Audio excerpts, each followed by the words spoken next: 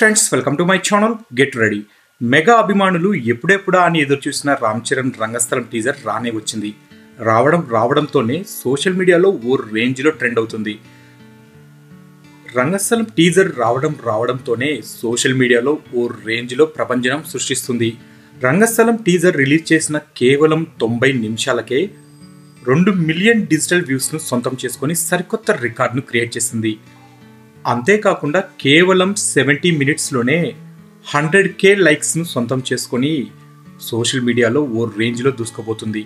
రంగస్థలం teaser ప్రభంజనం చూస్తూ ఉంటే సరికొత్త రికార్డులను క్రియేట్ చేయడం ఖాయంగా కనిపిస్తుంది. రంగస్థలం టీజర్ రిలీజ్ అయిన వెంటనే సోషల్ మీడియాలో వైరల్గా మారి ఓ రేంజ్లో దూసుకుపోతుంది.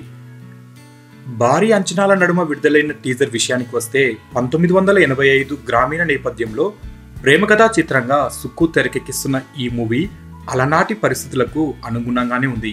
టీజర్లోని ప్రతి సన్నివేశం గ్రామీణ వాతావరణాన్ని కళ్ళకు కట్టినట్లుగా చూపించాడు సుకుమార్. ముఖ్యంగా రామ్ చరణ్ చిట్టిబాబు పాత్రలో ఓ రేంజ్లో ఒదిగిపోయాడనే చెప్పాలి. గోదావరి యాసలో ఆయ్ నా పేరు చిట్టిబాబండి, ఈ ఊరికి మనమే ఇంజనీర్, అందరికీ సౌండ్ వినపడుద్దండి, నాకు సౌండ్ కనపడుద్దండి, ఏదో అన్నావురా పెదాలు మెదిలాయి, అందుకే అండి ఊళ్ళో మనల్ని సౌండ్ ఇంజనీర్ అంటారంటూ రంగస్థలం సినిమాలో చెవిడి పాత్రలో ఓ ఛాలెంజింగ్ రోల్ చేశాడు చిట్టిబాబు. టీజర్ మొత్తంలో చిట్టిబాబు పాత్ర ఎలా ఉంటుందో చెప్పేశాడు సుకుమార్.